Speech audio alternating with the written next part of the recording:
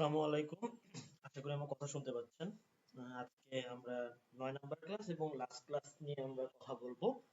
তো এটাই হচ্ছে মোস্ট প্রবাবলি আমাদের অফিসিয়াল লাস্ট ক্লাস হবে। এরপর আপনাদের যদি কোনো সাহায্য দরকার হয় তাহলে আমি আপনাদের সাথে আবার বলবো। বাট অফিসিয়ালি এটা লাস্ট ক্লাস। সো আশা করি সবাই একটু লাইভে থাকার ট্রাই করব এবং হচ্ছে কোনো প্রবলেম থাকলে কারো কোনো জিজ্ঞাসা থাকলে সেই জিজ্ঞাসাগুলো আমরা আজকে ক্লাসে করে ফেলবো। তো আমরা আজকে ক্লাসে আমরা টুকটাক ছোট ছোট কিছু টপিক আছে সেই টপিক গুলো নিয়ে আমরা কথা বলবো, রেজিস্টার নিয়ে কথা বলবো, দেন আমরা আগাবো। ওকে, তো দেরি না করে আমরা ক্লাসটা শুরু করে দিই। তো লাস্ট দিন আমি হচ্ছে রেজিস্টার নিয়ে কথা বলছিলাম, আমি রেজিস্টার নিয়ে আজকে আবার বিস্তারিত আলোচনা করব। তো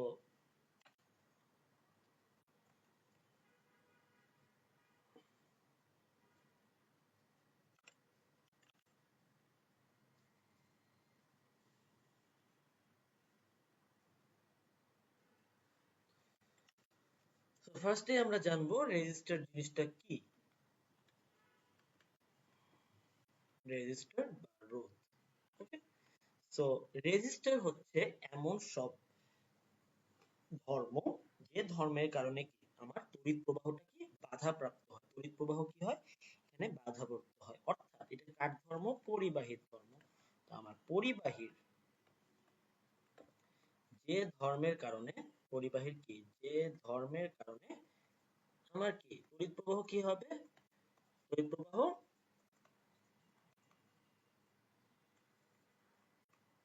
বাধাপ্রাপ্ত হবে। তড়িৎ প্রবাহ কি বাধা প্রাপ্ত হবে, সেটাই কি রেজিস্টার। ওকে, তো রেজিস্টার বলতে অ্যাকচুয়ালি আমরা যে কোনো কিছুকে, যে কোনো যন্ত্রকে আমরা কি রেজিস্টার হিসেবে বলতে পারি, কারণ যে কোনো লোড বা যে কোনো যন্ত্রের মধ্যে দিয়ে যখন কোনো তড়িৎ প্রবাহ হয় তখন কি সে বাধাটা প্রদান করে এবং এই বাধাটাই কি আমরা এই শক্তি হিসেবে পাই। অর্থাৎ একটা বাল্বের ভিতর থেকে যখন আমার তড়িৎ প্রবাহ হবে তখন আমার যে বাধাটা সৃষ্টি হবে সেখান থেকে কি আমি লাইটটা পাবো। ওকে, তো এই যে তড়িৎ প্রবাহ কি আমার সবসময় কি উচ্চ বিভব থেকে নিম্ন বিভবের দিকে কি পরিবাহিত হয়। তো পরিবাহিত হওয়ার সময় কি এই পরিবাহীর যে আমরা যদি আমরা একটা রেজিস্টার ধরি, রেজিস্টারকে আমরা সার্কিটে এরকম করে প্রকাশ করি। ঠিক আছে, তো এই এ প্রান্ত থেকে বি প্রান্তে যাওয়ার সময় আমার এই পরিবাহীর বিভিন্ন ইলেকট্রন এবং অণু পরমাণুর সাথে কি ওই পরিবাহীর কি অণু পরমাণুর সাথে আমার কি হয়, ইলেকট্রন গুলা কি ধাক্কা খায়। ধাক্কা খাওয়ার ফলে কি হয়, গতি কি বাধা পায়। গতি কি হয়, বাধা পায়। গতি কি হয়, বাধা পায়। এবং এই গতি বাধা পাওয়ার ফলে কি আমার ইলেকট্রনের বেগ হ্রাস পায়, ফলে কি এখানে একটা রোধ সৃষ্টি হয়। ওকে, সো এই যে পরিবাহীর যে রোধ, এটা কি এটা পরিবাহীর একটা ধর্ম। এই ধর্মটা কি করে পরিবাহীর ভেতর থেকে কি আমার ইলেকট্রনের কি প্রবাহ বা তড়িৎ প্রবাহ কি আমার আহ বাধাপ্রাপ্ত হয়। সো পরিবাহীর রোধ আমার চারটি বিষয়ের উপর নির্ভর করে। এক নাম্বার হচ্ছে তাপমাত্রা। এক নাম্বার কি তাপমাত্রা। ঠিক আছে, তাপমাত্রার সাথে কি আমার রোধের একটা সম্পর্ক আছে। সম্পর্কটা হচ্ছে এরকম, এটা আপনার এত ডিটেলসে জানার দরকার নেই, শুধু একটু এই সম্পর্কটুকু জানলেই হবে। উপাদান, উপাদান কি আমরা যদি উপাদান যদি আমরা পরিবর্তন করি, কি উপাদান যদি পরিবর্তন করি, যে আমি সোনা থেকে যদি আমি কি করি রূপা করি বা লোহা করি, ওকে, তাহলে কি আমার পরিবাহী রোধটাও কি আমার পরিবর্তিত হবে। তো এক একটা উপাদানের জন্য আমার কি এক একটা ধর্ম কি এক একটা রোধের ধর্ম কি প্রদর্শন করবে। এরপর হচ্ছে দৈর্ঘ্যের উপর কি আমার নির্ভরশীল। আমার যত দৈর্ঘ্য বাড়বে, আমার কি যত দৈর্ঘ্য বাড়বে তত কি আমার ধাক্কার পরিমাণ বাড়বে, তত কি আমার রোধের পরিমাণও কি বাড়বে। রোধ যত বাড়বে তত কি দৈর্ঘ্য, আমার দৈর্ঘ্য যত বাড়বে আমার রোধ কি তত বাড়বে। এরপর হচ্ছে প্রস্থচ্ছেদের ক্ষেত্রফল। এরপর কি প্রস্থচ্ছেদের ক্ষেত্রফল। প্রস্থচ্ছেদের ক্ষেত্রফলটা কি, এটা যদি একটা রোধ হয়, ঠিক আছে, এই প্রস্থ বরাবর যদি আমি কাটি, এই যে যে অংশটা পাবো সেই অংশটাই কি আমার প্রস্থচ্ছেদের ক্ষেত্রফল। ওকে, এই প্রস্থচ্ছেদের ক্ষেত্রফল যত বেশি হবে তত কি ইলেকট্রন বেশি যাবে না। তার মানে কি প্রস্থচ্ছেদের ক্ষেত্রফল যত বাড়বে আমার রোধ কি তত কমবে, কারণ কি যত আমার জায়গা বেশি পাবে তত কি তড়িৎ প্রবাহ বেশি হবে, তত কি আমার রোধটা কি তত কমবে। তো এখন এই রোধের কিছু একটা সূত্র আছে, রোধের কি কিছু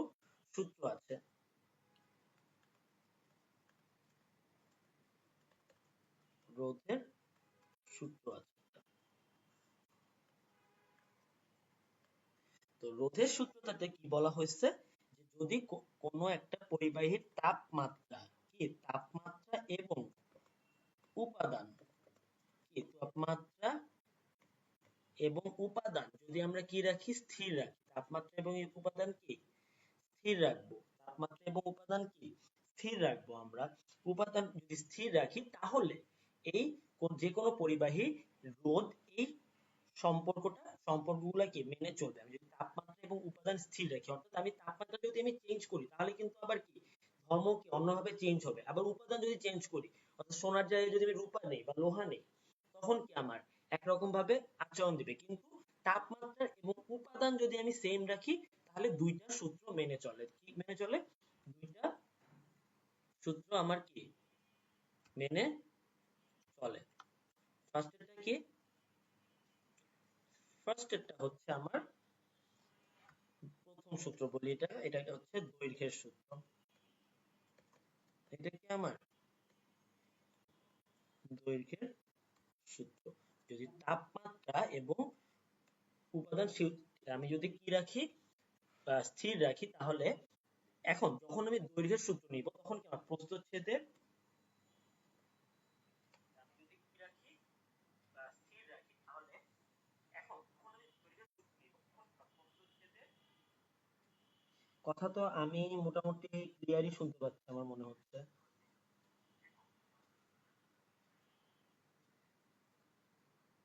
কথা তো আমি মোটামুটি ক্লিয়ারই শুনতে পাচ্ছি আমার মনে হচ্ছে।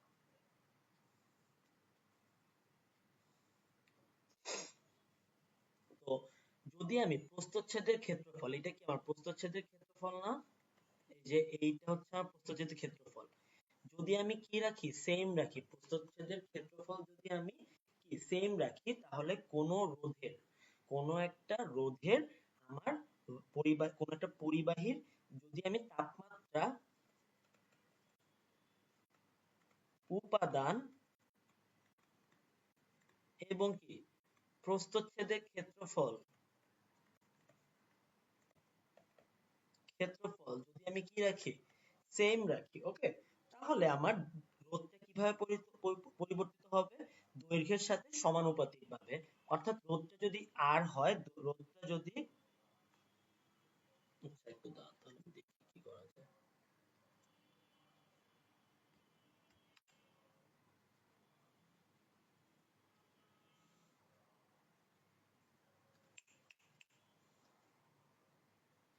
হ্যালো, হ্যালো, এখন দেখেন তো ক্লিয়ার আসতেছে নাকি?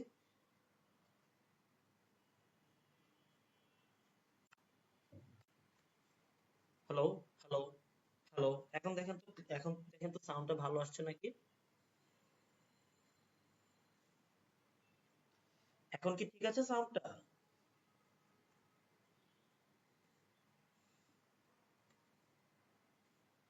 এখন ঠিক আছে সাউন্ডটা? একটু আমাকে জানাবেন। হ্যালো, হ্যালো, হ্যালো, এখন ঠিক আছে সাউন্ডটা? একটু আমাকে জানাবেন। হ্যালো, হ্যালো, হ্যালো, এখন একটু জানান তো আমাকে সাউন্ডটা কেমন আসছে? হ্যালো,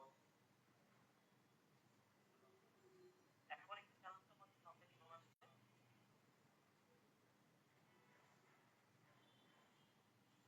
সাউন্ডটা এখন কেমন আসছে ভাইয়া, একটু জানান আমাকে।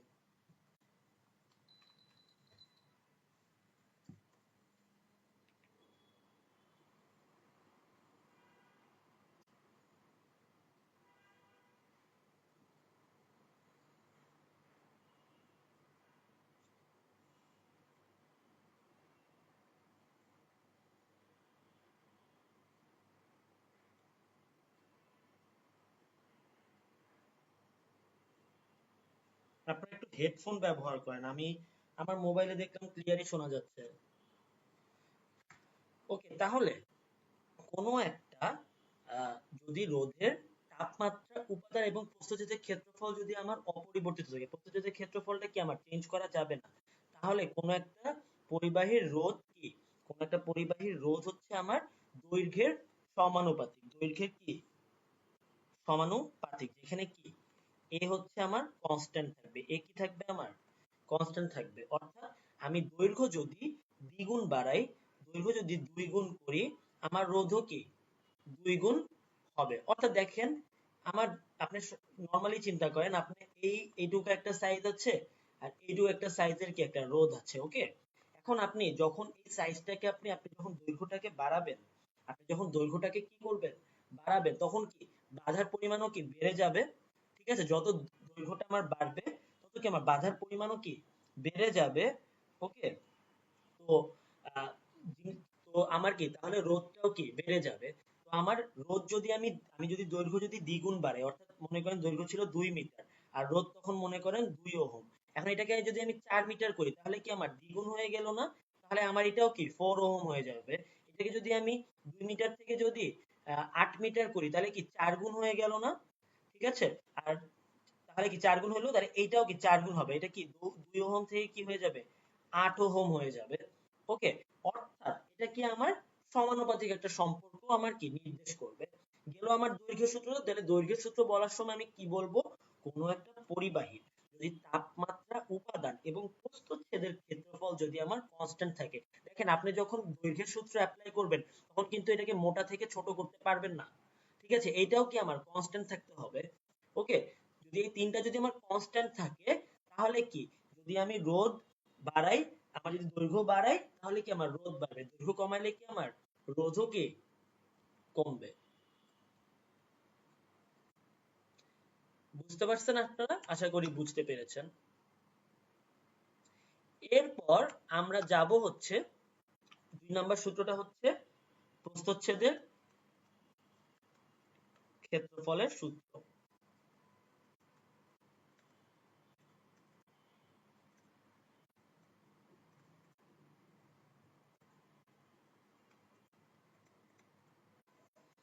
প্রস্থচ্ছেদের ক্ষেত্রফলে কি সূত্রতে কি বললো, যদি তাপমাত্রা, উপাদান এবং যেহেতু এটা প্রস্থচ্ছেদের ক্ষেত্রফলের সূত্র সেহেতু এখানে কি দৈর্ঘ্যটা কি আমার স্থির থাকবে। দৈর্ঘ্য যদি আমার কি থাকে কনস্ট্যান্ট থাকে বা ধ্রুব থাকে, আমার যদি কনস্ট্যান্ট বা কি থাকে ধ্রুব থাকে, কনস্ট্যান্ট বা কি থাকে ধ্রুব থাকে, তাহলে আমার রোধটা আমার কি প্রস্থচ্ছেদের ক্ষেত্রফলের সাথে ব্যস্তানুপাতিক ভাবে পরিবর্তিত হবে। আমার রোধটা কি দৈর্ঘ্যের সাথে কি আমার ব্যস্তানুপাতিক ভাবে পরিবর্তিত হবে। অর্থাৎ আমি প্রস্থচ্ছেদের ক্ষেত্রফল যদি আমি 2 গুণ করি তাহলে এটা কি 2 গুণ, যদি আমি বাড়াই, এটা যদি 2 গুণ বাড়াই এটা কি 2 গুণ কমবে।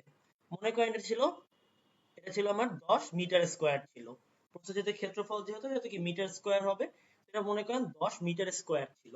এটাকে আমি কি করলাম বাড়ায় আমি কি করলাম, আর তখন এর রোধ ছিল হচ্ছে মনে করেন 20 ওহম, এর রোধ কি ছিল 20 ওহম। এখন এটাকে আমি বাড়ায় কি করলাম 20 মিটার স্কোয়ার করলাম, অর্থাৎ আমি দ্বিগুণ বাড়াইলাম।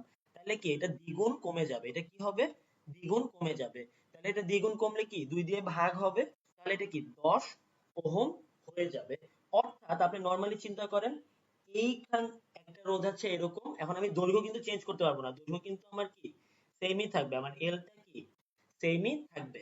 তো আমি এইটাকে যদি আমি এই লেংথ যদি আমি সেম রেখে যদি এটাকে মোটা করে দেই, এটাকে কি করি আমি মোটা করে দিই, তাহলে কি দেখেন এখান দিয়ে তড়িৎ যাওয়ার কি জায়গা বেড়ে গেল না, এখান দিয়ে যদি একটা ইলেকট্রন যেতে পারতো এখান দিয়ে কি আরো বেশি ইলেকট্রন যেতে পারবে, রাইট।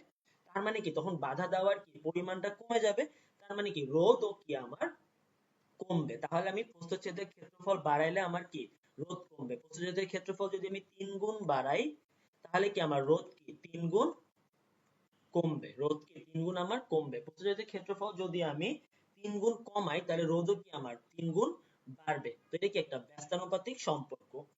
তো এটা তাহলে দেখেন আমি লিখতে পারি কি আর ইজ প্রপোর্শনাল কি 1/a, যেখানে কি আমার এলটা কি থাকবে ধ্রুবক থাকবে, এলটা কি আমার ধ্রুবক থাকবে, এলটা আমার কি থাকবে ধ্রুবক থাকবে। এখন এই দুইটাকে যদি আমি, এখন আমাকে যদি কোশ্চেন করা হয় যে নির্দিষ্ট পরিমাণ তাপমাত্রা একটা উপাদানে মোটা ও চিকন দুইটা তার আছে, কি মোটা ও চিকন একই দৈর্ঘ্যের দুইটা তার আছে, একই দৈর্ঘ্যের দুইটা তার আছে, কোনটার রোধ বেশি হবে। দেখেন চিকনটার কি প্রস্থচ্ছেদের ক্ষেত্রফল কি মোটাটার চেয়ে কি কম থাকবে, মোটাটার চেয়ে কি থাকবে কম থাকবে। সো প্রস্থচ্ছেদের ক্ষেত্রফল কম মানে কি রোধ বেশি, আর প্রস্থচ্ছেদের ক্ষেত্রফল বেশি মানে কি রোধ কম। তাহলে কোনটায় আমার রোধ বেশি হবে, চিকনটায় কি আমার রোধ বেশি হবে। আর যদি বলে 10 মিটার এবং 15 মিটার, এই দুইটার মধ্যে দুইটা দৈর্ঘ্যের কি আমার তার আছে, এই দুইটার মধ্যে আমার কোনটায় আমার আহ, রোধ বেশি হবে, অবশ্যই কি 15 মিটার যেটা সেটা কি রোধ বেশি হবে, কারণ দৈর্ঘ্য বেশি হলে কি রোধও কি বেশি হয়, আর প্রস্থচ্ছেদের ক্ষেত্রফল বেশি হলে কি রোধ কম হয়। তো এই জিনিসটা আপনাদের মাথায় রাখতে হবে। এখন এখান থেকে একটা কোশ্চেন আসতে পারে, সেটা হচ্ছে আপেক্ষিক রোধ কি।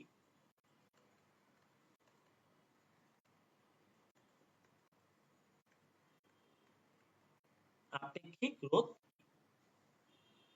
তো মনে রাখবেন আপেক্ষিক রোধের আপেক্ষিক রোধের আপনার সংকেত হচ্ছে এই সিগমা। ওকে, আপেক্ষিক রোধের সংকেত কি আপনার সিগমা।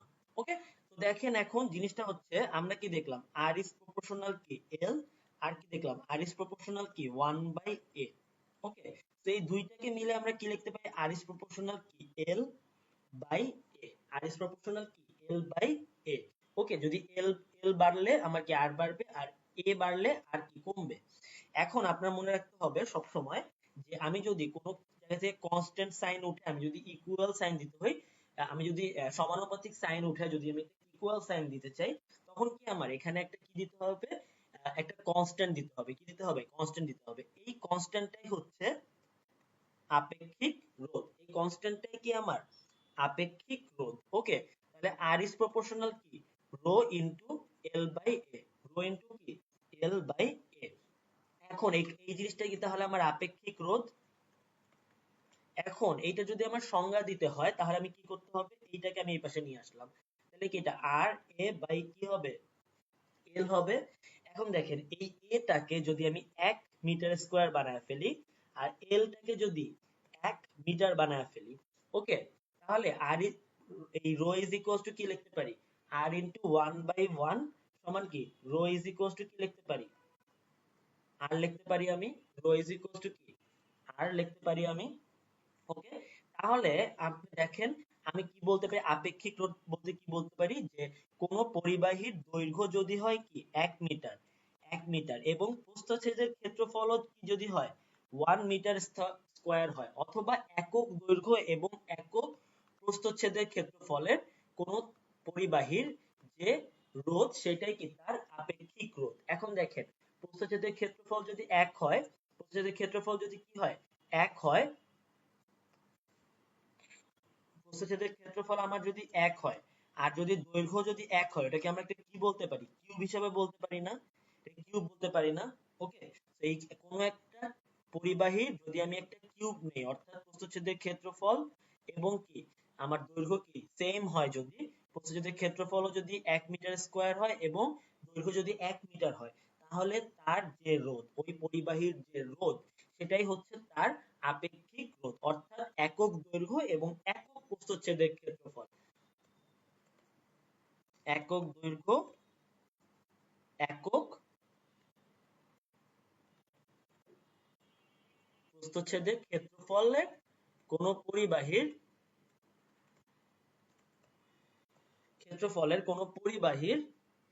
যে রোধ সেটাই হচ্ছে আপনার ওই পরিবাহীর আপেক্ষিক রোধ। তাহলে আপেক্ষিক রোধটা আমরা কি লিখতে পারতেছি দেখেন, আর into L A R A by এল, এটা লিখতে পারতেছি না। এখন দেখেন আর এর একক কি ওহম, এর একক কি মিটার স্কয়ার, আর এল এর একক কি মিটার।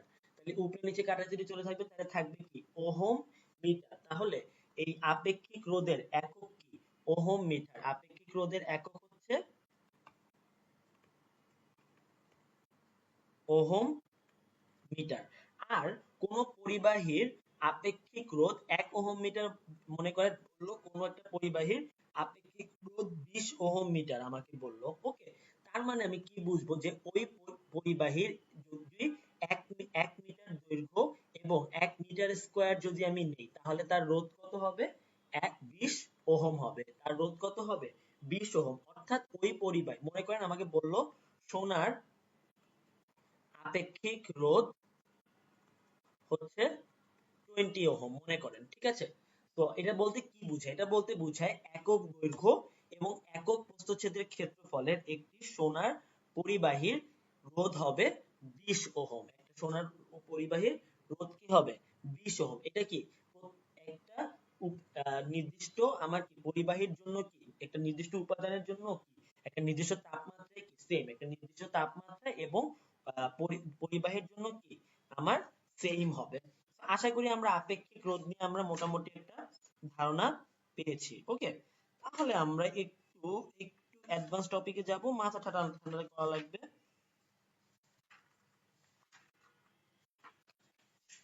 5 মিনিট টাইম দেন।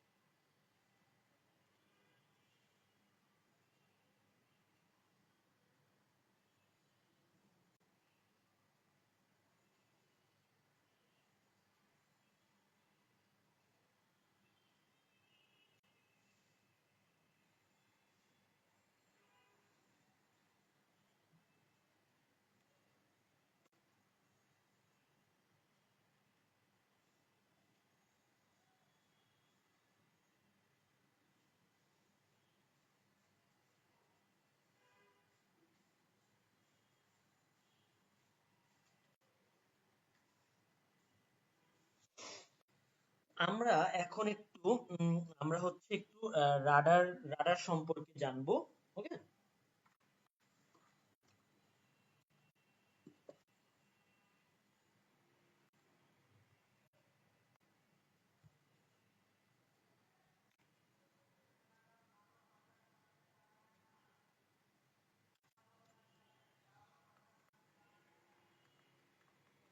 আমরা রাডার সম্পর্কে জানবো। রাডার রাডার সম্পর্কে কোশ্চেন এসেছিল 37তম বিসিএস এ, রাডার কি, এর পূর্ণরূপ কি এবং কিভাবে কাজ করে। তো মনে রাখবেন বিসিএস রিটার্ন এরকম ছোট ছোট কোশ্চেন আসে, যে পূর্ণরূপ কি, কিভাবে কাজ করে, সেই জিনিসগুলো একটু জানতে হবে আমাদের, ঠিক আছে। তো রাডারের ফুল ফর্ম হচ্ছে রেডিও ডিটেকশন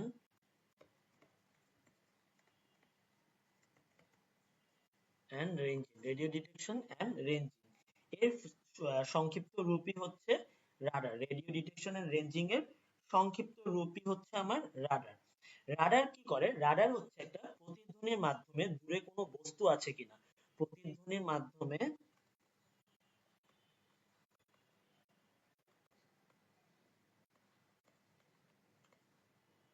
দূরে কোনো বস্তুর কি কি নির্ণয় করে? এক, উপস্থিতি নির্ণয় করে, যে এখানে কিছু আছে কিনা। দুই, দূরত্ব নির্ণয় করে, কতটুকু দূরত্বে আছে। এবং তিন হচ্ছে দিক নির্ণয় করে।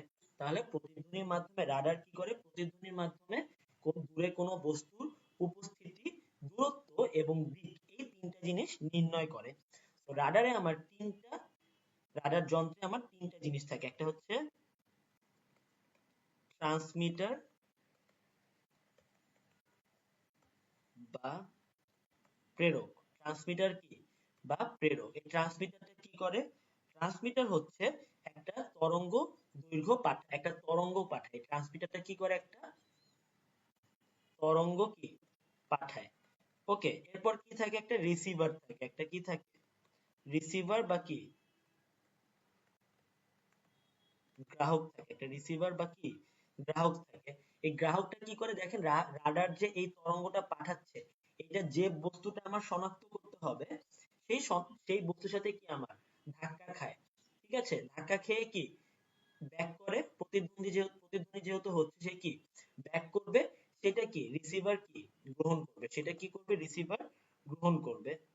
আরেকটা থাকবে হচ্ছে আমার নির্দেশক। একটা কি থাকবে, নির্দেশক থাকবে। এ কি করবে, এই যে এইখান থেকে যে ডাটাটা পাইলাম, এই ডাটা থেকে পাওয়া তথ্যগুলাকে উপস্থাপন করবে। তথ্যগুলাকে কি করবে, উপস্থাপন করবে। এখান থেকে পাওয়া তথ্যগুলোকে কি করবে, উপস্থাপন করবে। সো আমি একটা চিত্র আঁকি, মনে রাখবেন চিত্র আঁকলে কিন্তু মার্ক বেড়ে যাবে। সো আপনাদের প্রচুর চিত্র আঁকতে হবে। তো কিভাবে কাজ করে দেখেন, ফার্স্টে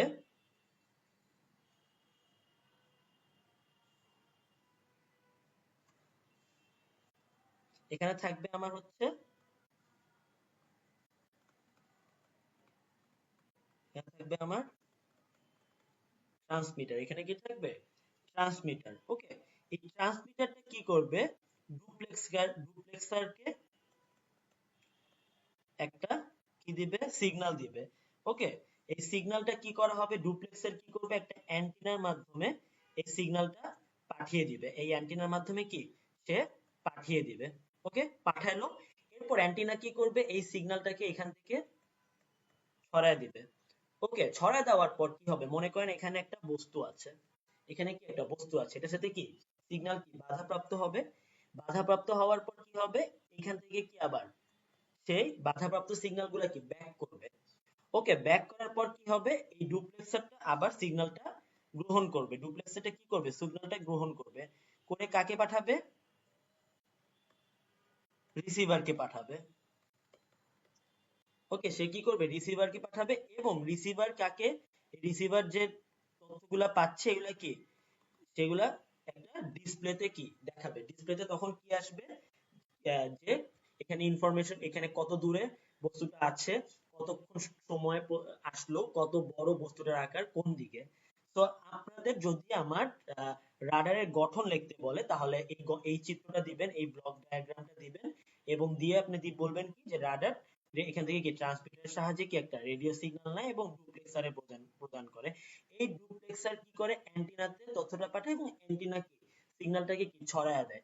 ছড়ায় দেওয়ার পর যে প্রতিধ্বনিটা পায় সেটা কি আবার ডুপ্লেক্সার গ্রহণ করে, ডুপ্লেক্সার গ্রহণ করে কি রিসিভারকে পাঠায়। রিসিভার তারপর যে তথ্যগুলো পাইলো সেটা কি অ্যানালাইসিস করে কি আমার ডিসপ্লেতে কি করে, প্রদর্শন করে। ওকে, তো এরকম একটা অ্যান্টেনা থাকে মনে করেন, এই অ্যান্টেনা থেকে তথ্যটা পাঠানো হয়। মনে করেন এখানে একটা প্লেন আছে, ওই প্লেনে ধাক্কা খাইলো, ধাক্কা খেয়ে কি আবার ইনফরমেশনটা আসলো অ্যান্টেনাতে, অ্যান্টেনা কি আবার রিসিভারে পাঠিয়ে দিল, এবং রিসিভারে যাওয়ার পর কি কতক্ষণ পরে আমার কি আহ, এই ইনফরমেশনটা পাইলাম, কোন দিক থেকে আসলো, এগুলোর উপর বেস করে কি আমাকে ইনফরমেশনটা কি শো করবে। ওকে, আশা করি আপনারা রাডারের গঠন এবং কি এর কার্যপ্রণালী সম্পর্কে একটা ভালো আইডিয়া পেয়েছেন।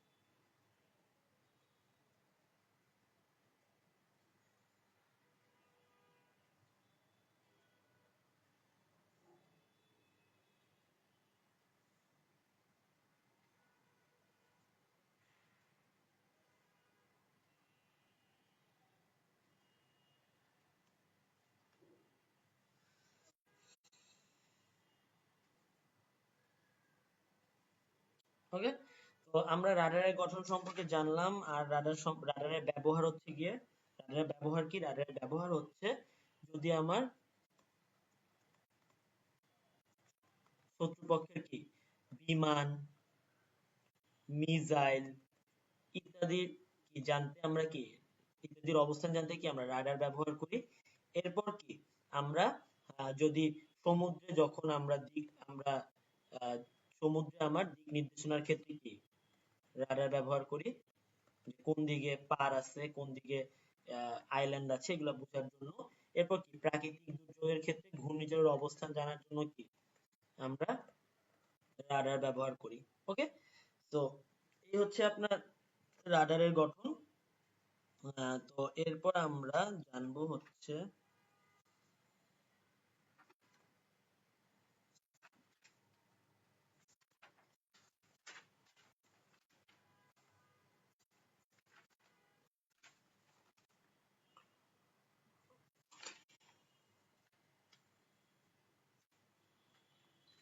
আমরা এখন একটু সাইনোসয়েডাল ওয়েভ ফর্মে চলে যাব।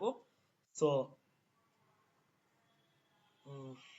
দেখি কি পড়ানো যায় আপনাকে। ফার্স্টে কোশ্চেন আসবে আপনার এসি কারেন্ট কি একটি সমীকরণের সাহায্যে ব্যাখ্যা করো। সো এসি কারেন্ট হচ্ছে অল্টারনেটিং কারেন্ট, অর্থাৎ যে কারেন্টটা কি আমরা সময়ের সাথে সাথে দিক পরিবর্তন করে সেটাই কি এসি কারেন্ট। এই যে এইটা হচ্ছে আমার এসি কারেন্ট। দেখেন সময়ের সাথে সাথে কি সে দিকটা পরিবর্তন করছে, তো এটাই কি আমার এসি কারেন্ট। তো এই এসি কারেন্টে আমার মনে রাখবেন এসি কারেন্ট এটা কি আমার সর্বোচ্চ বিন্দু, তো এটাকে আমরা বলি হচ্ছে অ্যামপ্লিটিউড। এটাকে আমরা কি বলি অ্যামপ্লিটিউড। ওকে, তো মনে রাখবেন যখনই কোনো কিছু সাইন একটা ওয়েভে থাকে তখন কি সে একটা সাইন ইকুয়েশন মেনে চলে। ওকে, তো এই ইকুয়েশনটা আমার হচ্ছে এই সাইন ইকুয়েশনটা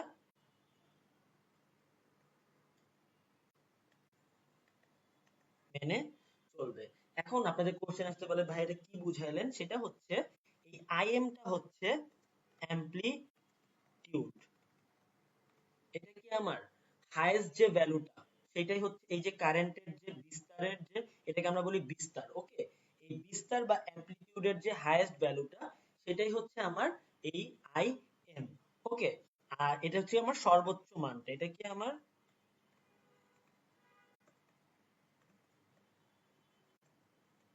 সর্বোচ্চ মানটা। ওকে, আর এটা হচ্ছে আমার কৌণিক বেগ, এটা কি আমার কৌণিক বেগ, এটা কি আমার কৌণিক বেগ, অর্থাৎ এটা প্রতি সেকেন্ডে কয়বার দিক পরিবর্তন করছে সেটাই হচ্ছে আমার এই কারেন্টের কৌণিক বেগ।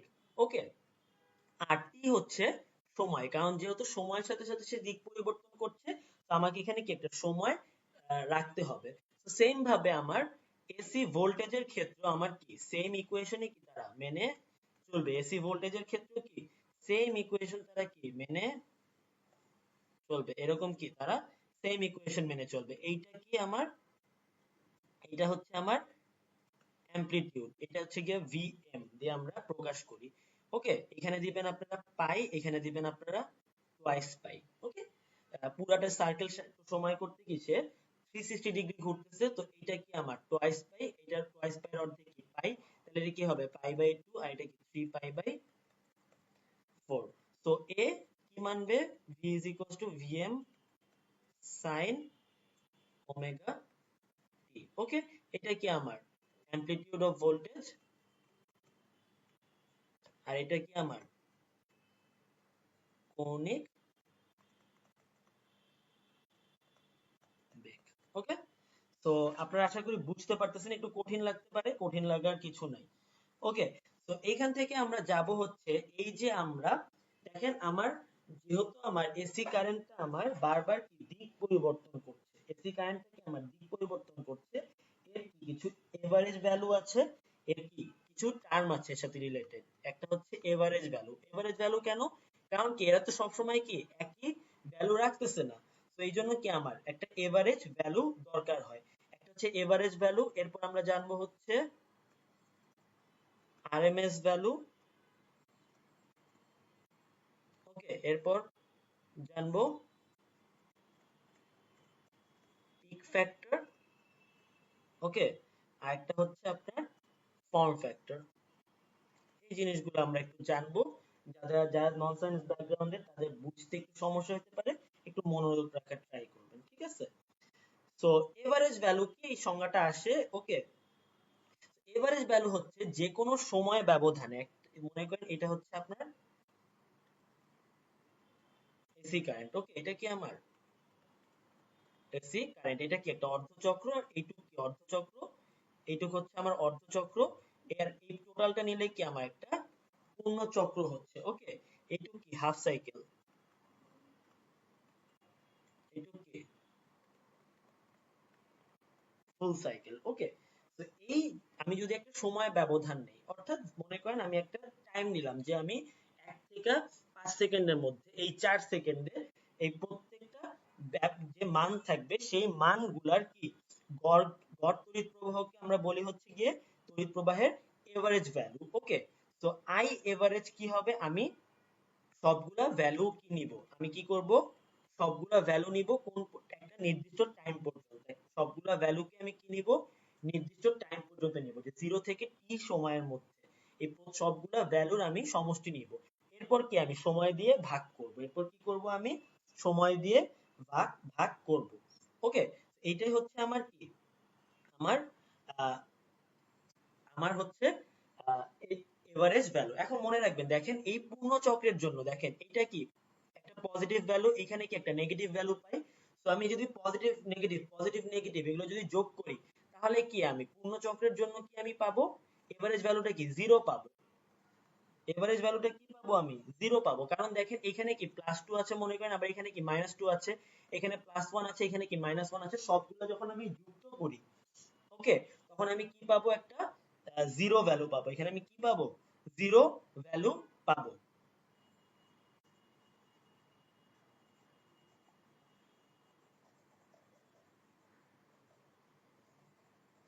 আর অর্ধচক্রের জন্য,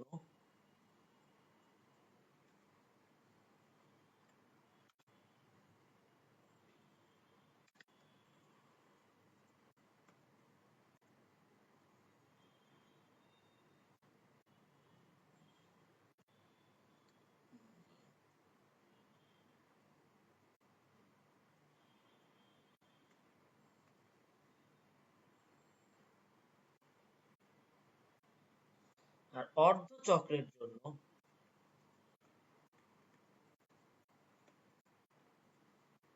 অর্ধচক্রের জন্য কি হবে, অর্ধচক্র কোনটা, অর্ধচক্র হচ্ছে এইটা, ঠিক আছে।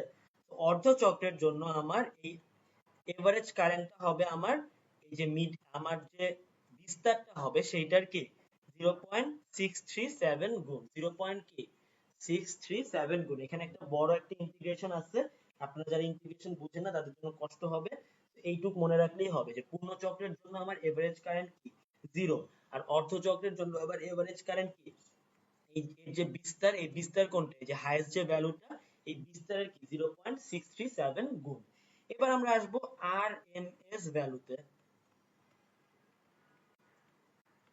ওকে, আরএমএস ভ্যালু কোনটা, আরএমএস ভ্যালু হচ্ছে আমি যদি কারেন্টের বর্গের গড় মানকে বর্গমূল করি, ওকে, বর্গের আমি যে মানটা পাবো, আমি যে প্রত্যেকটার যে আমি কি একটা মান পাবো, সেটাকে যদি আমি আহ, আমি যদি বর্গমূল করি তাহলে কি আমি আরএমএস ভ্যালু পাবো। এটা হচ্ছে গিয়ে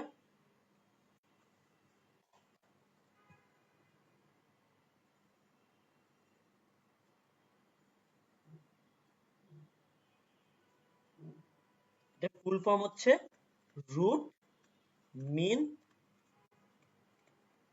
স্কয়ার ভ্যালু, রুট মিন কি স্কয়ার ভ্যালু। ওকে, তাহলে আমার এসি কারেন্টের বর্গের গড় মানের আমি যদি বর্গমূল করি তাহলে যে ভ্যালুটা পাবো, বর্গের গড় মানের বর্গমূলকে আমি কি বলবো, আইআরএমএস ভ্যালু বলবো। ওকে, সো আইআরএমএস টা কি হবে আমার, আমি কি বললাম, আমি কি সব বর্গের যে ভ্যালুগুলো আছে, বর্গের ভ্যালুগুলোর কি আমি সামেশন করব কোন সময় পর্যন্ত, পুরাটা টাইম পর্যন্ত, এবং সেটাকে আমি কি করব, আমি এভারেজ করব, বর্গের কি এভারেজ করব, এরপর সেটাকে আমি কি রুট করব, আমি সেটাকে কি করব এরপর রুট করব। ওকে, তো একটা পূর্ণ চক্রের জন্য, পূর্ণ চক্রের জন্য আমার কি হবে, এই আইআরএমএস ভ্যালুটা, ওকে, আইআরএমএস ভ্যালুটা কি হবে 1/√2 ইনটু আইএম, এটা কি আমার যে টোটাল ভ্যালুটা থাকবে সেই টোটাল ভ্যালুর কি আমার পয়েন্ট, এটাকে আমি যদি ভগ্নাংশে নিই 0.707 আইএম, এটার কি হবে আমার আমার কি 0.707 গুণ হবে, 0.707 গুণ হবে। ওকে, এরপর আমরা যাব হচ্ছে ফর্ম ফ্যাক্টর। ফর্ম ফ্যাক্টর হচ্ছে আরএমএস ভ্যালু, আইআরএমএস, এবং এভারেজ ভ্যালু, আই এভারেজ, এই দুইটার যে অনুপাত, এই দুইটার কি যে অনুপাত, সেটাই হচ্ছে আমার ফর্ম ফ্যাক্টর। তাহলে ফর্ম ফ্যাক্টর কি, আমার যদি ফর্ম ফ্যাক্টরের সংজ্ঞা দিতে বলে তাহলে কি আইআরএমএস বাই কি আই এভারেজ। ওকে, তাহলে এটা কি দেখেন, আইআরএমএস টা কত, 0.707 আইএম, 0.637 আইএম, ভাগ করলে কি পাবো, 1.11। এটাই কি আমার সবসময় কি আমার ফর্ম ফ্যাক্টর থাকবে। ওকে, এটা কি আমার ফর্ম ফ্যাক্টর থাকবে। ওকে, এরপর আমি যাব হচ্ছে পিক ফ্যাক্টরে।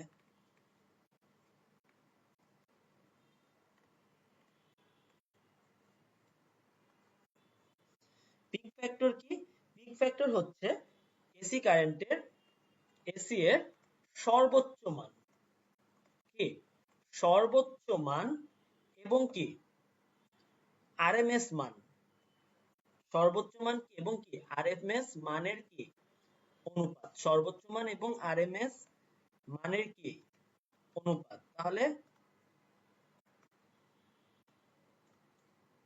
পিক ফ্যাক্টর হচ্ছে সর্বোচ্চ মান কি আইএম এবং কি আইআরএমএস, এই দুইটার কি অনুপাত। তাহলে কি আইএম বাই কি 0.707 কি আইএম, মানে 1.414।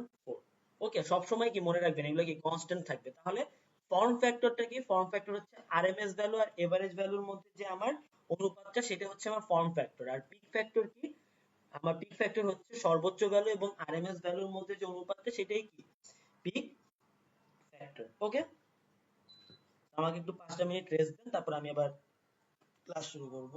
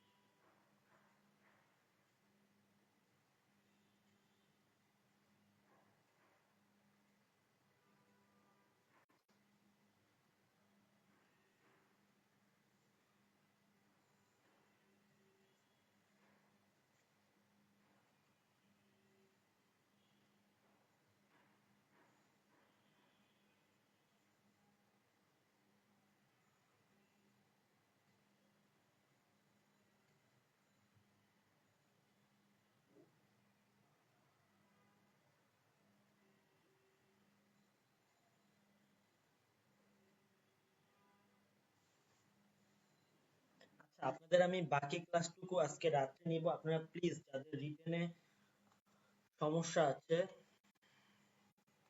রিটেন নিয়ে গাইডলাইন রাতে, ঠিক আছে? রিটেন নিয়ে গাইডলাইন আমি রাতে আপনাদের সাথে শেয়ার করব। আমি একটা গুগল মিট লিংক শেয়ার করব, গুগল মিট লিংক শেয়ার করব এবং ওইখানে আপনাদের যার যার প্রবলেম আছে, স্পেশালি রিটেন ক্যান্ডিডেটস যারা আছে তারা প্লিজ থাকবেন, আমি আপনাদের সাথে কথা বলবো, ঠিক আছে? তো আজকে ক্লাসটা এই পর্যন্তই। আমি রাত্রে আবার আপনাদের সাথে আসবো, এই রিটেন নিয়ে ডিটেইলসে কথা বলবো আপনাদের সাথে। ওকে, তো আপনাদের যাদের প্রস্তুতি নিয়ে কোশ্চেন আসে বিভিন্ন, তারা আমার সাথে রাত্রে কথা বলবে।